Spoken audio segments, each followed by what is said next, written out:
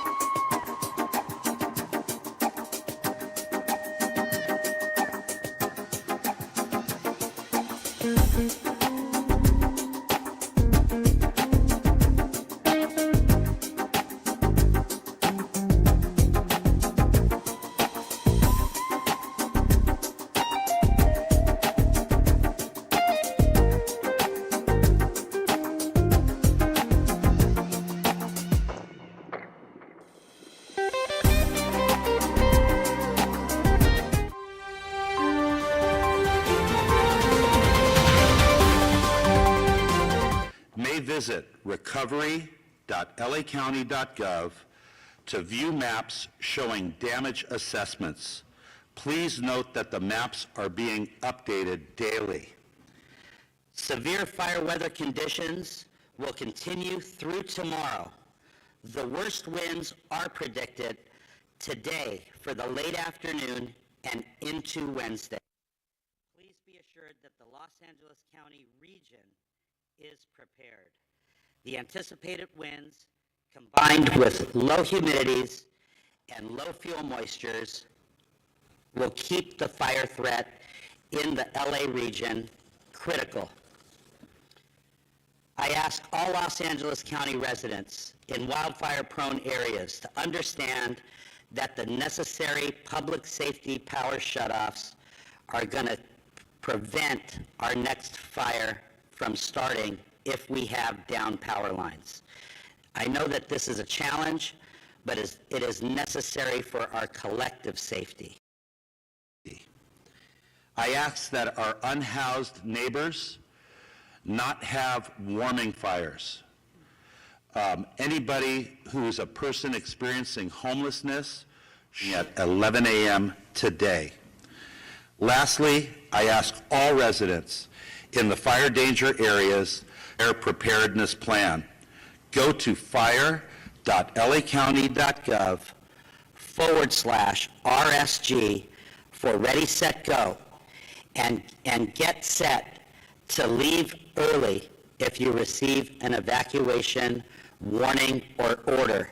And please, double check to make sure that your cellular device does not have your emergency alerts silenced.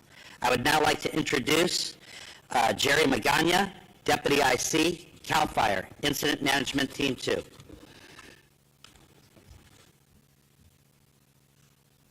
Thank you, Chief. Good morning. My name is Jeremy Gagne, representing incident management teams for the Palisades and Eaton Fire. I just wanted to once again thank the partners and cooperators for all of their continued teamwork with these incidents.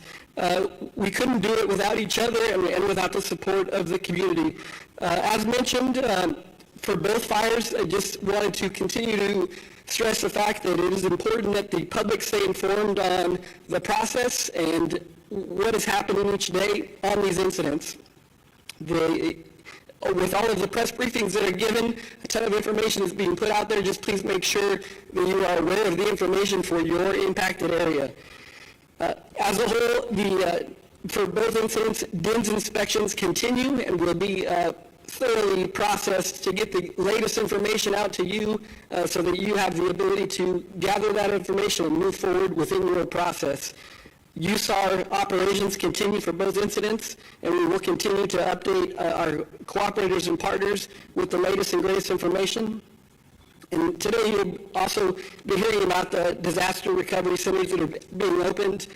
More detail to follow, but we just wanted to make sure that you as the public are getting all the information that you need to move forward in the process, and that all of us up here on this stage are working together for you to get you the information that you need. Please stay patient with our process. We will get you in as soon as we can. Thank you. Chief Crowley. Yeah, Chief Crowley. Well, good morning, everyone. Kristen Crowley, Los Angeles City Fire Department Fire Chief. Mayor Batts and I recently conducted an aerial survey of the impacted areas.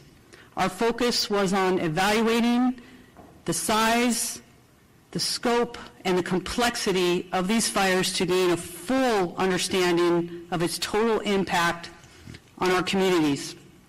This assessment was essential as we begin planning and prioritizing resources and support needed to make sure that we can facilitate in the recovery efforts here and now.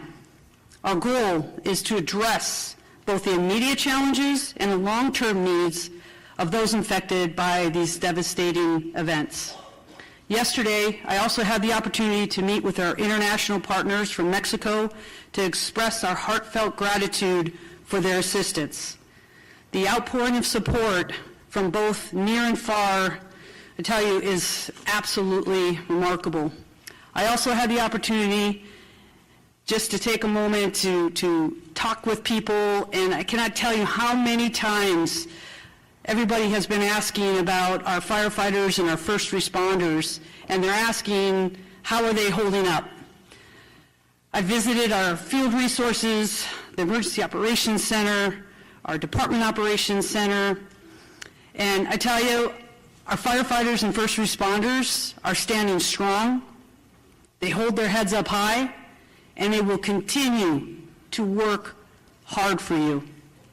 Thank you for your care and concern, and I tell you, our thoughts and prayers holistically are with everybody that has been impacted by these fires. I will now provide just a brief update on the Palisades fire. This fire is now at 23,713 acres with 17% containment, with 5,200 personnel that are assigned to the incident. Firefighters will continue to work tirelessly throughout the day to increase containment lines, prevent further spread, and address any flare-ups. The Hearst fire, 799 acres at 97% contained.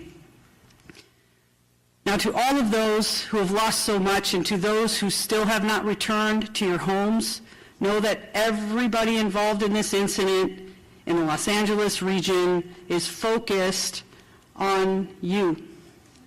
I want to express my heartfelt gratitude to the community that has given so much back to those impacted, as well as to our LAFD. And thank you to the LEFD Foundation that provides vital equipment and funds critical.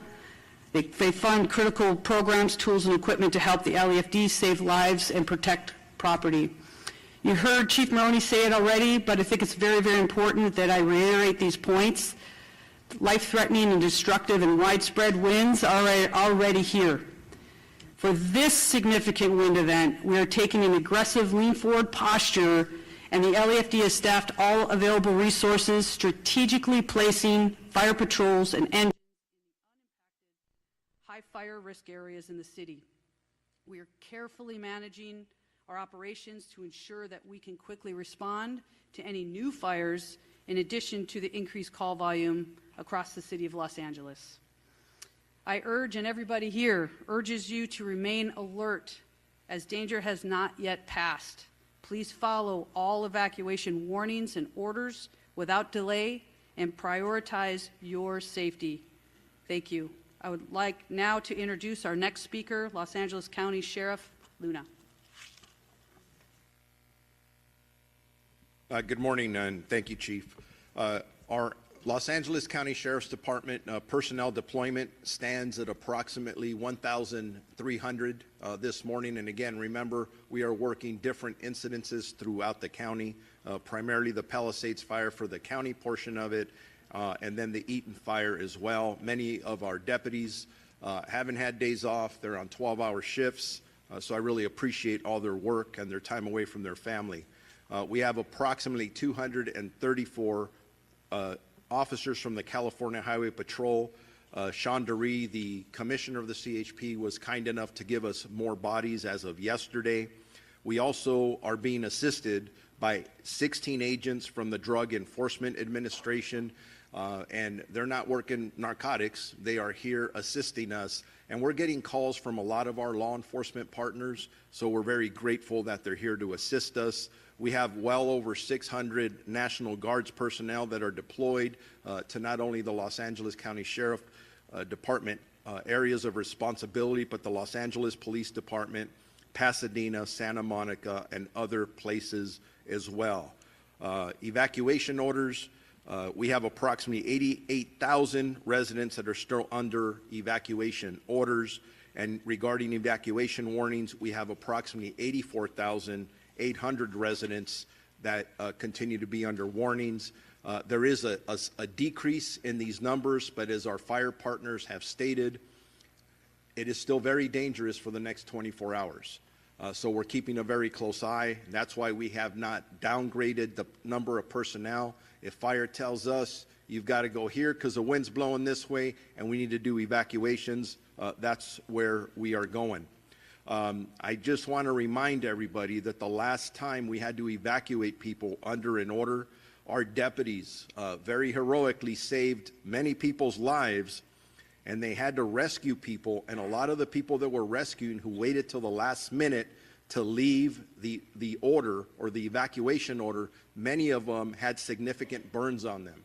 I just want to reiterate that when we're giving you warnings, that's the time you should probably think about going. Actually, we recommend you go. Don't wait till the order's given. We don't want you to impact your own life or the life of your loved ones. Repopulation conversations are absolutely active and ongoing. I don't want to get too much into that. I don't want people to start thinking everything's okay now. Everything's not okay yet. We'll get there. We'll get there together. But again, the wind's blowing and it's going to continue to blow. Curfew is still in effect. It was in effect last night. It's going to be in effect tonight again, starting at 6 p.m. all the way to 6 a.m. This is for the impacted evacuation order areas. If you do not live there, have any business there, say this every day, don't go. Why am I repeating it? Because we continue to make arrests for this violation. I don't want to make more arrests, so please stay away from there.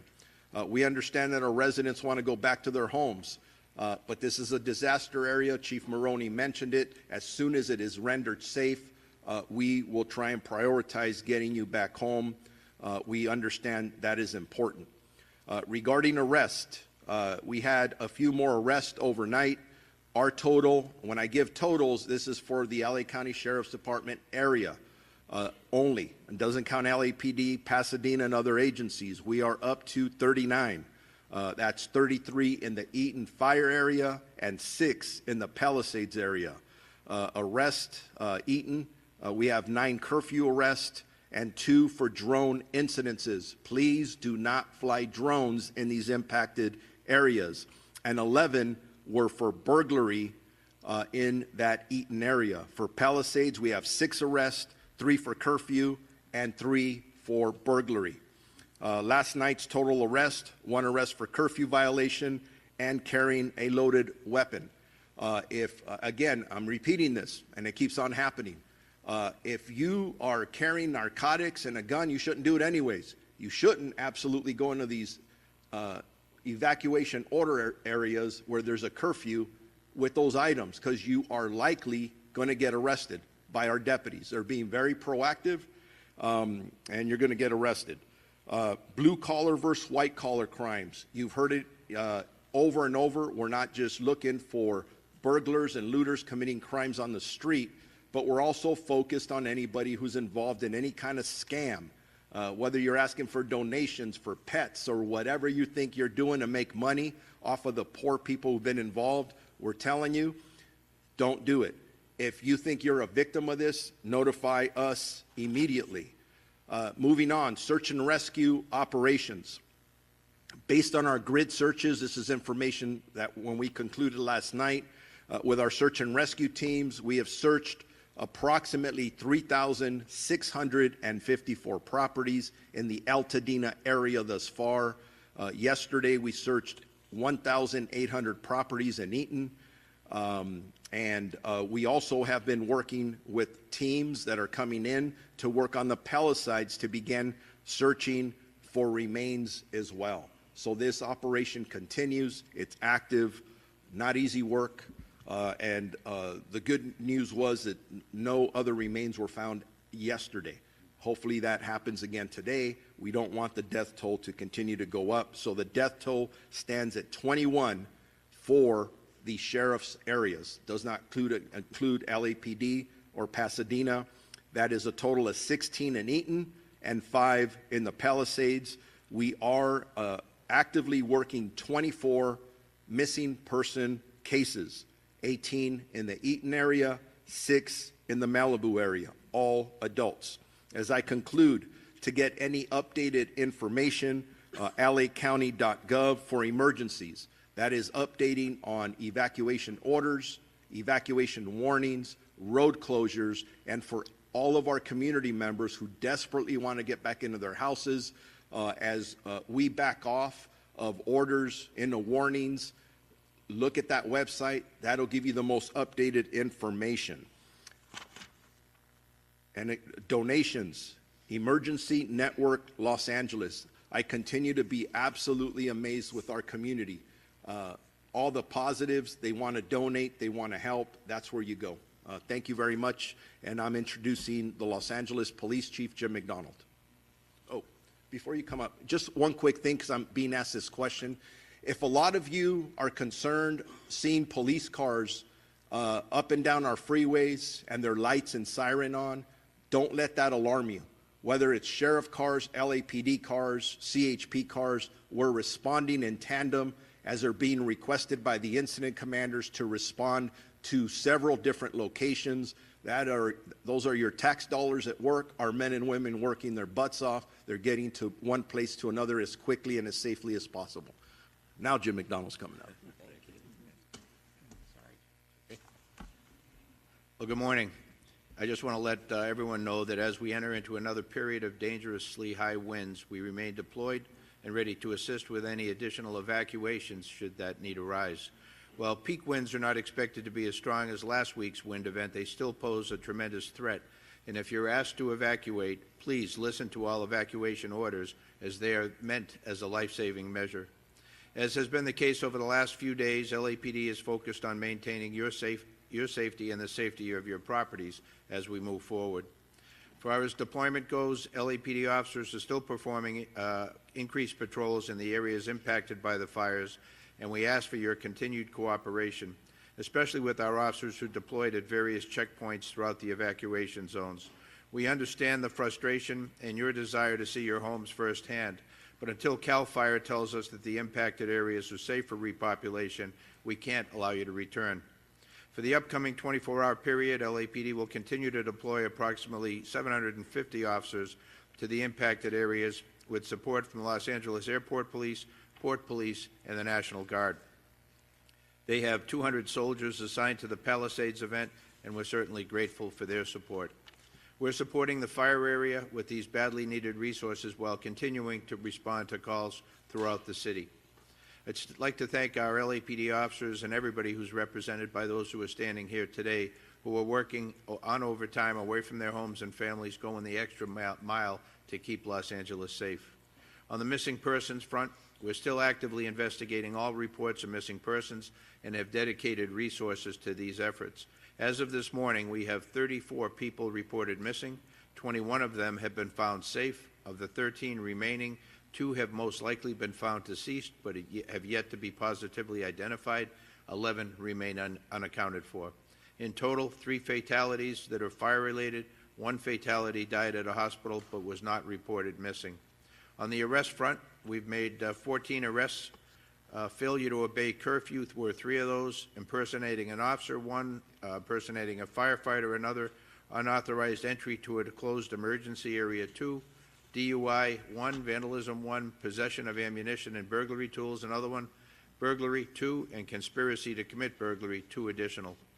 We have 3 noteworthy arrests throughout the, although outside the fire zone, very significant to our efforts as we continue to battle fires that threaten our community.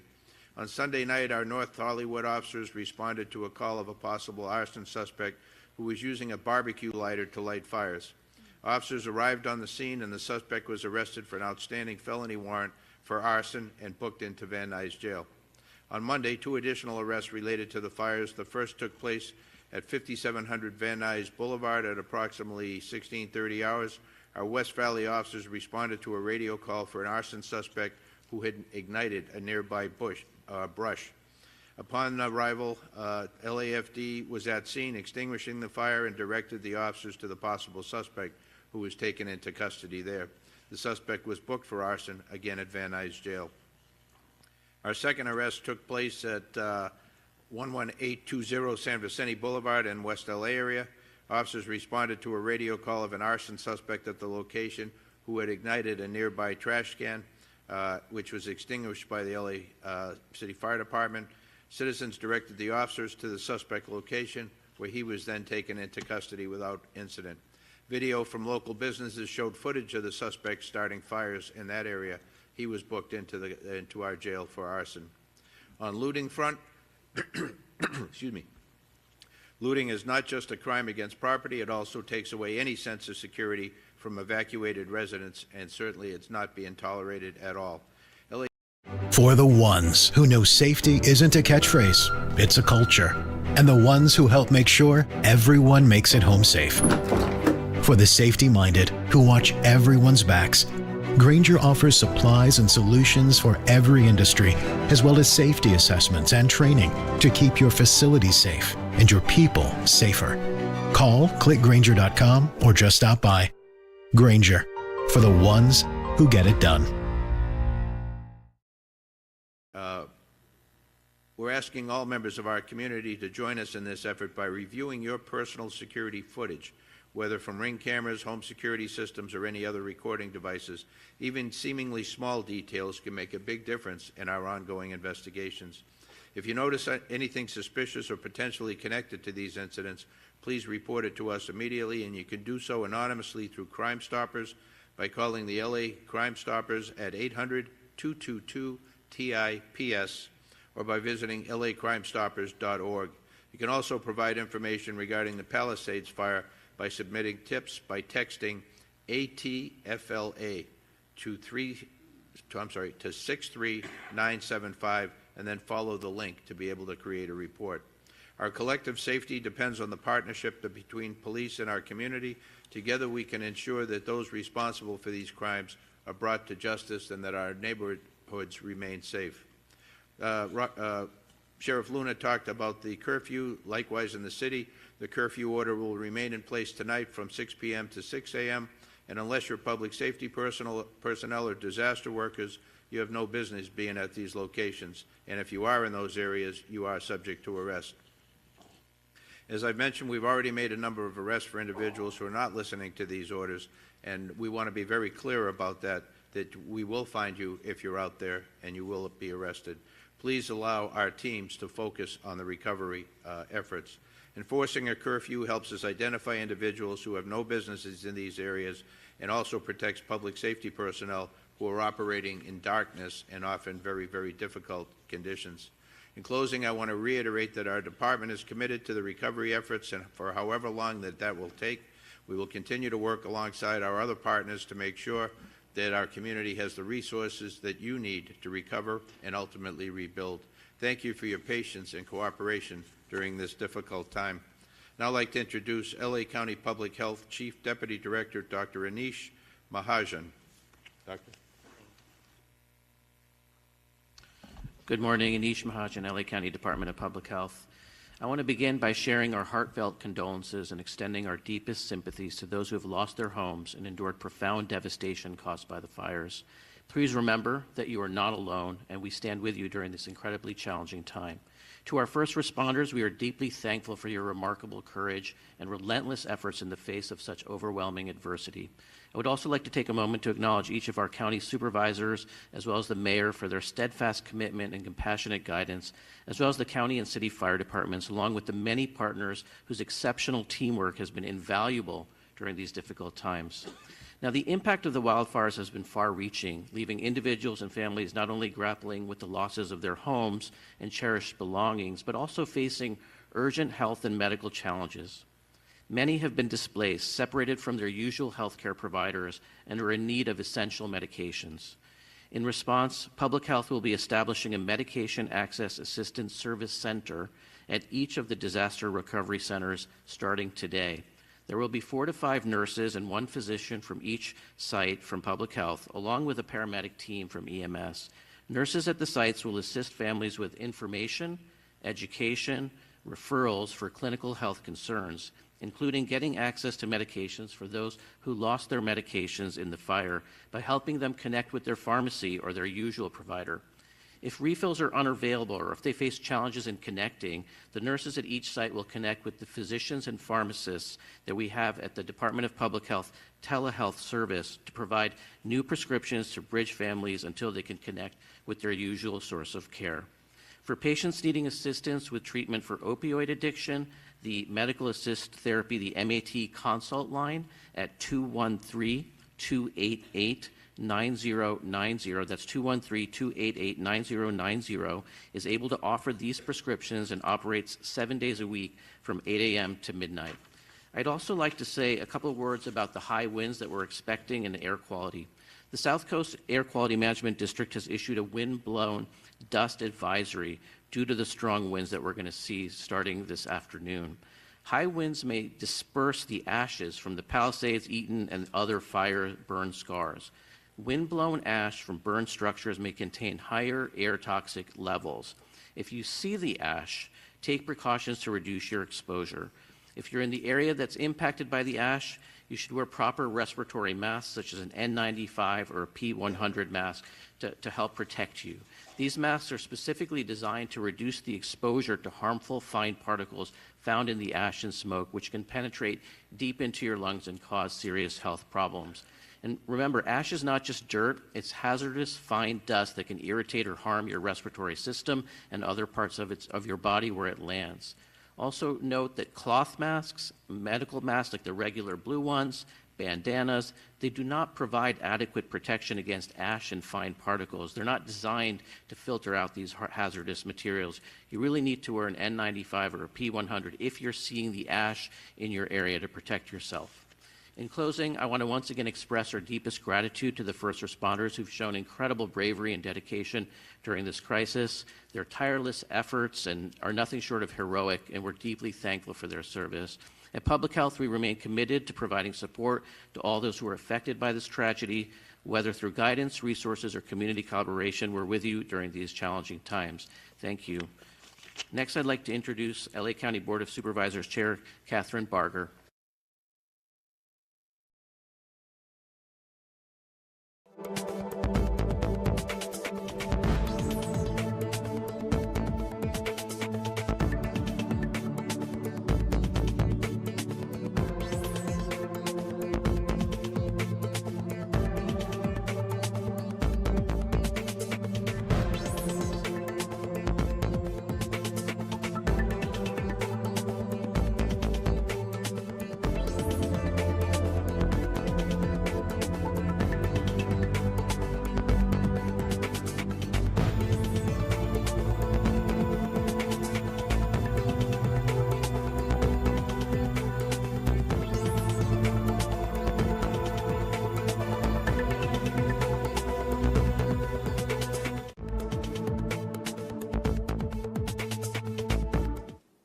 Transparent answers about how they will be supported through the recovery process. I want to thank Bob Fenton, FEMA Administrator for Region 9, for being here today. I thank you for speaking to my constituents so they can plan the way forward. I also want to make sure survivors know disaster resource centers open today. Disaster resource centers are staffed by local, state, and federal officials who are there to help those impacted by these fires. The East Side location is Pasadena City College Community Education Center, located at 3035 East Foothill Boulevard in Pasadena. The West Side location is UCLA Research Park West, 10850 West Pico Boulevard in Los Angeles. Both locations will be open from 1 p.m. to 8 p.m. today, and then starting tomorrow morning and moving forward, they will open from 9 a.m. to 8 p.m. Details can be found at recovery.lacounty.gov. With that, I'd like to turn it over to LA City Mayor Karen Bass. Thank you very much, Supervisor Barger. Let me just say that yesterday, as the chief mentioned, we did an aerial tour. And I was able to see, it's one thing to see it on television. It's another thing to see it from air. The massive, massive destruction is unimaginable until you actually see it. So I think of the families, I think of the community members that have experienced that, and I just have to say that we are going to continue to stand with you.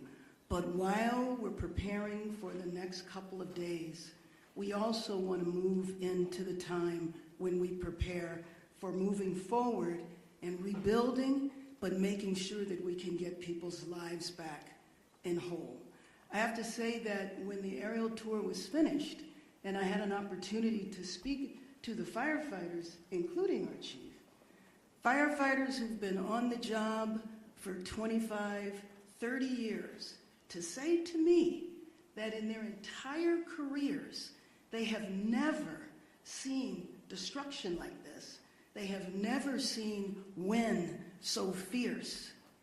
In Los Angeles, in California, we don't know hurricanes, but imagining a dry hurricane and thinking about what they went through and their lives on the line. From the air, we could see people on the ground clearing brush and doing everything that they needed to prevent the next tragedy. So everybody wants to know how to help first responders. Well, the way you can help first responders, and you've heard this from other speakers, is to be prepared. So if you hear that your area is under a warning, then get packed right away. If the order is to evacuate, then evacuate immediately. But as was recommended earlier, evacuate if you have the warning, because if you remember a few days ago when the fires were at its worst, people had difficulty getting through traffic. So thinking of moving forward, yesterday I signed an executive directive to begin to lay the foundation policy-wise for the rebuilding effort. We're going to make it through these next few days, but we want to begin to think about how we rebuild the massive destruction that I saw from the air.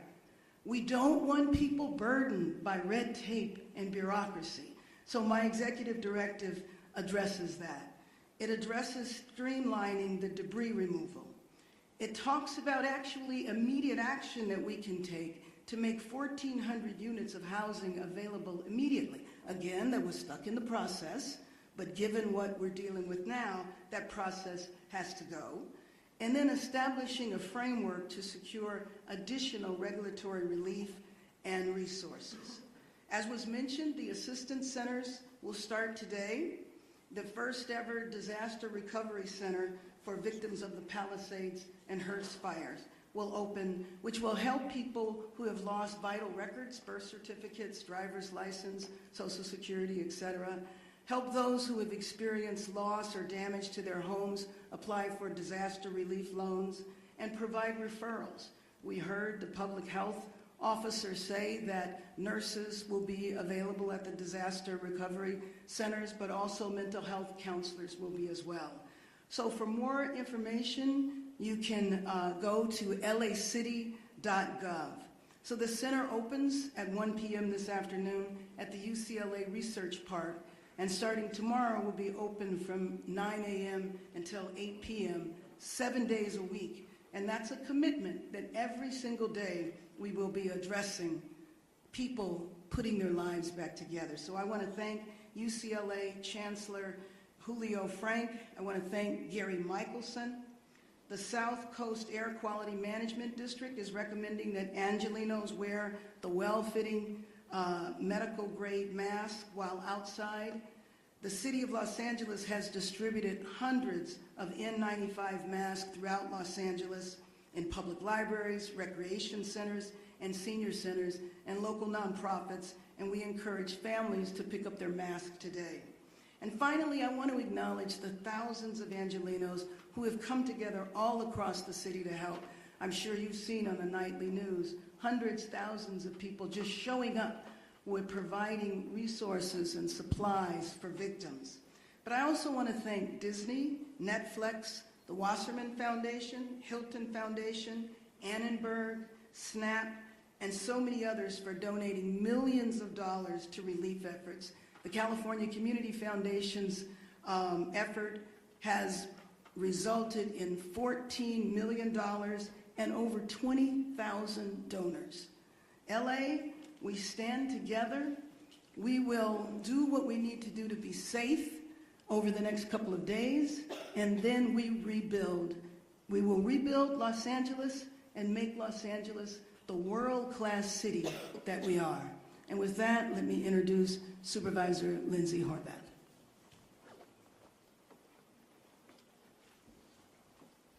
Thank you very much. As you heard, the Palisades fire updates include 5,100 personnel in the Palisades alone. We are giving this fire everything we've got. This is a particularly dangerous situation from now through tomorrow. The strongest winds will be this evening, and we ask everyone to get prepared now to evacuate.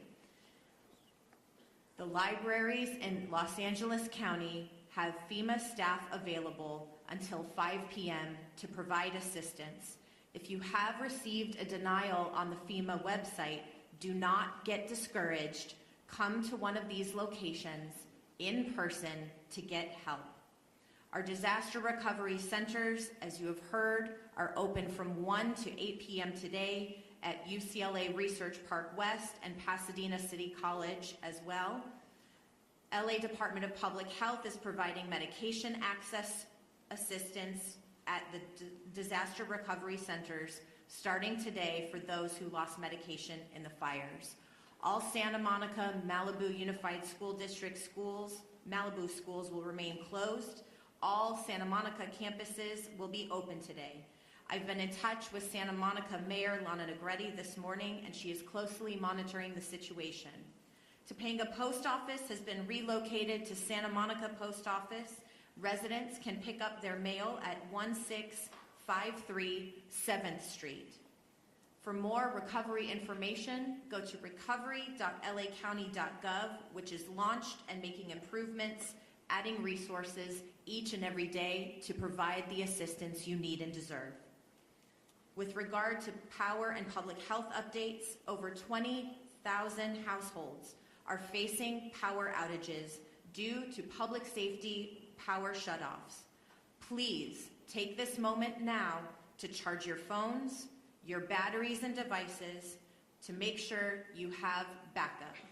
We'll work to restore cellular access, but know you may be without power. Please plan ahead. Tune in to radio given some of the power outages that we're predicting. Please use your resources.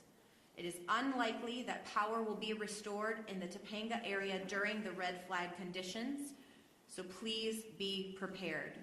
Los Angeles County Department of Public Health is providing N95 masks at all LA County libraries. Do not drink water warnings for Waterworks District 29. Please know that bottled water is being distributed at Malibu Equestrian Park. Do not drink water warning for 90272 zip code and the area north of San Vicente. Bottled water is being distributed for this region at the Westwood Recreation Center and adjacent to the Brentwood Country Club. Our LA County emergency proclamation will be ratified at our board meeting later today. This cuts red tape for the county to provide resources as well as to receive state and federal assistance. It prevents price gouging. This includes on rent and housing options, which we know have been impacting people's ability to have shelter. It also includes other ways people are taking advantage of this disaster, and these will not be tolerated. This proclamation also declares a local health emergency to ensure continuity of critical health services and ensures continuity of education for our displaced students. It also creates opportunities to secure financial support and resources for those impacted. To stay informed about the emergency, you can go to emergency.lacounty.gov for the latest updates.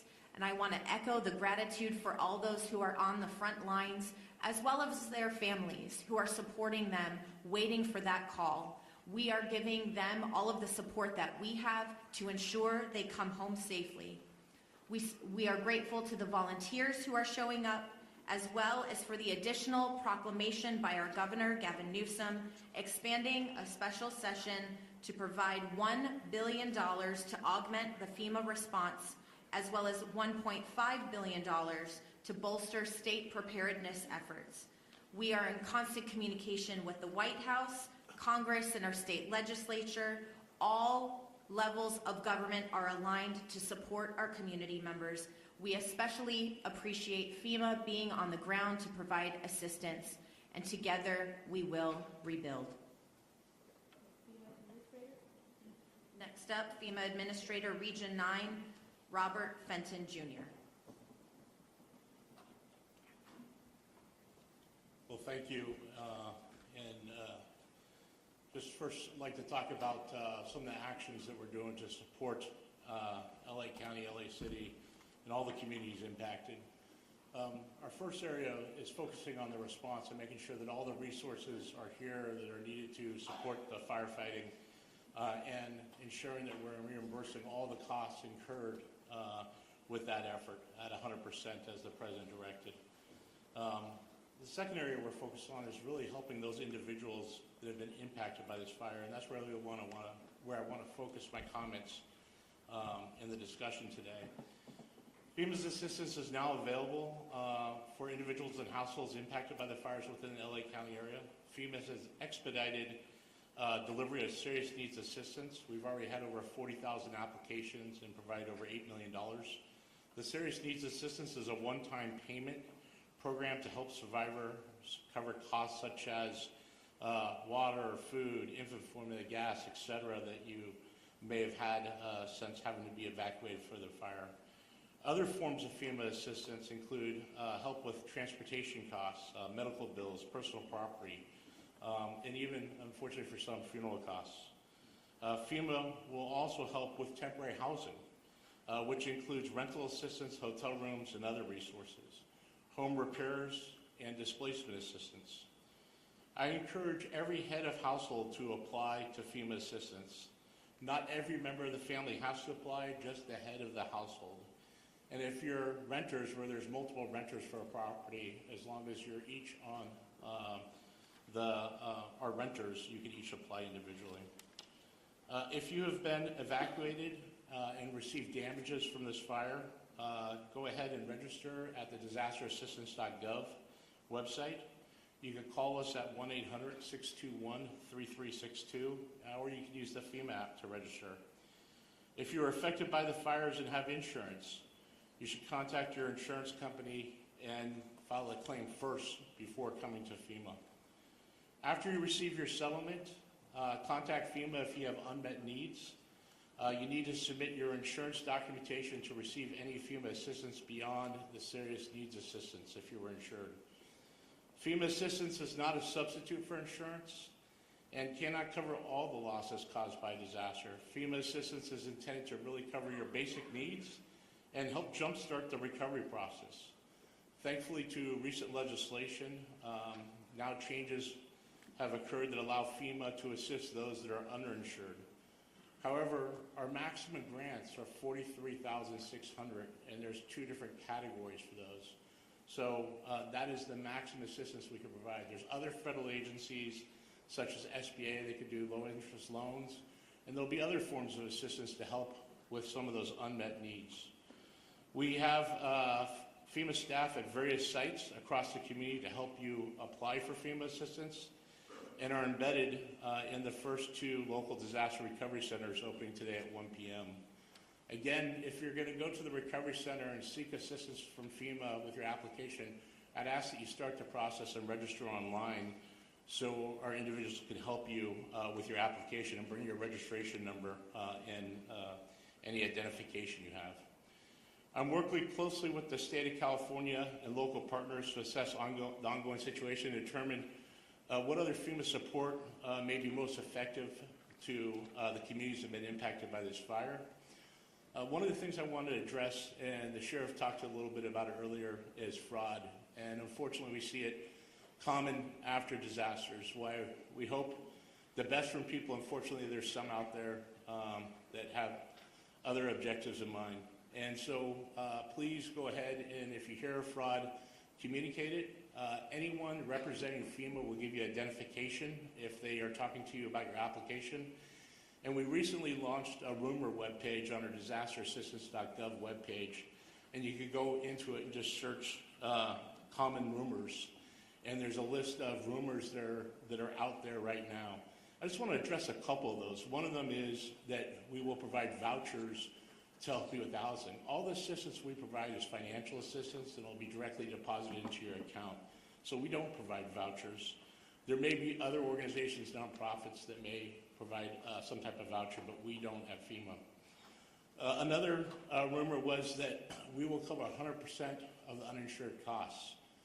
Again, we provide up to 2 grants at $43,600. Is the maximum assistance we can provide. The state, if you receive a max grant, adds $10,000 to that. There's other federal agencies that can provide assistance above that, but we will only help those that are underinsured, and we can't duplicate benefits from those that are insured. The 100% in the President's declaration was specific to emergency costs for fighting the fire and for the debris removal, which we'll be focusing on in the days ahead, as the mayor outlined in some of her executive orders. And then everyone needs to go ahead and submit an application in order to receive assistance, and needs to make sure they have a registration number, and if you need help, should go to those recovery centers. Lastly, we continue to financially support all the costs associated with the response to the fires, and we have every federal agency here with us available to support any needs that the state, the county, or the local communities affected in the city have. With that, that concludes my comments. Thank you.